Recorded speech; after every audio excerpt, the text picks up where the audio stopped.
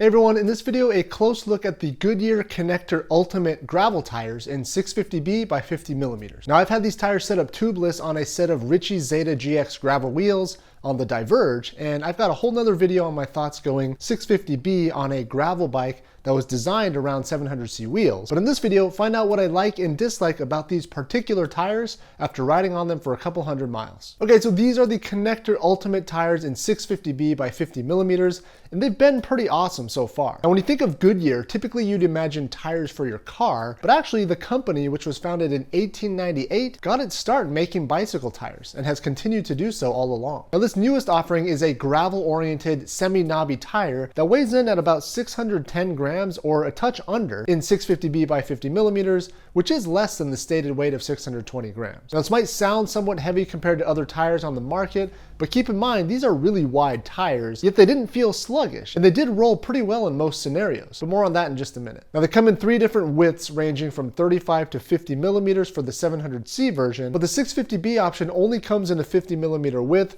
which I think makes a lot of sense. And you have a choice between all black or tan wall colors in any of the options. Now the casing is a fine 120 TPI or threads per inch, which in theory helps make the tire more supple and therefore roll faster. Now there's also a bit of flat protection baked in right under the tread, but the sidewalls are still unprotected to preserve the ride feel. Now in a previous video I mentioned that these tires were slightly narrower than the stated width of 50mm, but measuring again at 25 PSI, they're basically exactly 50mm, or maybe half a millimeter under. Now it's likely that the stated width was established using a higher tire pressure, but 25 PSI is right around the upper limit of the sweet spot for me, but again, more on that in just a minute. Now one of the things I noticed right away is that even though I still feel that 700C tires roll a little faster in general, these super wide 650B tires rolled surprisingly well on both asphalt and dirt. I think it has a lot to do with the almost slick center bead, which you see on a lot of tires like the Specialized Pathfinder or the WTB Byway. But with the Goodyears, it's a pseudo-slick center ridge comprised of really closely spaced knobs that roll smoothly on asphalt but provide more grip in the dirt when things get loose. Then the transition knobs get a little bit more spaced out before reaching the shoulder knobs, which are actually a little bit tighter, presumably to offer better cornering stability without super widely spaced knobs,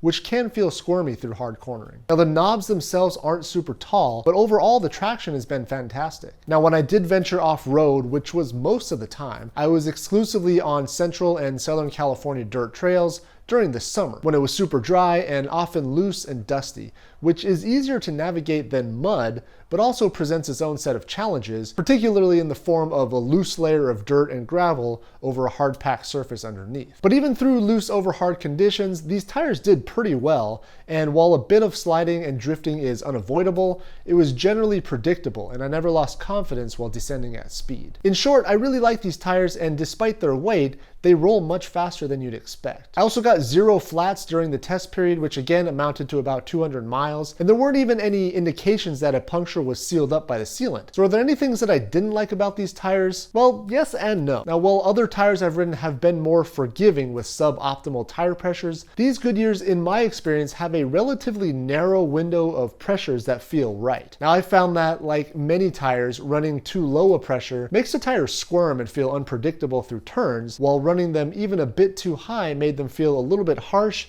and a little too stiff for my liking. Now I weigh about 155 pounds, and I was running these tires on the Ritchey Zeta GX wheels, which have an inner rim width of 25mm, which is a good match for these tires. And I found that anything above 28 or even 27 PSI was just a tad too much for me. Now ultimately I found that 24 PSI in the rear and 22 PSI up front offered probably the best feel without being bouncy or harsh or washy, if that's a term. Now, of course, tire pressure is personal preference, and I still feel like people need convincing that lower tire pressures offer better feel at basically no expense to rolling resistance. And so while 24 and 22 PSI may sound low, it's really not. And for these tires in particular, I feel that you may not fully maximize your performance if you do tend to overinflate your tires. So I guess what I'm trying to say is that these are pretty great tires that roll really well and offer pretty good traction if you take the time to dial in your optimal pressure for your particular weight and terrain. Now, yes, of course, this could be said for basically any tire out there, but I think a little bit more so for these particular tires, which I've found seem to have somewhat of a narrower range of optimal pressures. So who are these tires for? Well, I would say that they're for someone who spends a lot of the time in the dirt and who really isn't willing to sacrifice any amount of cornering grip for something faster rolling. But it's also for someone who appreciates a comfortable tire and needs something that's still efficient enough on the roads that connect sections of trail. Oh, that's where they came up with the name, because it, good enough to connect sections of trail. I don't know. Anyways, at around $50 to $65 US in late 2022, they're also relatively affordable compared to some higher end gravel tires, but I think they substantially outperform other tires that are even marginally cheaper. So would I buy a set of these for myself?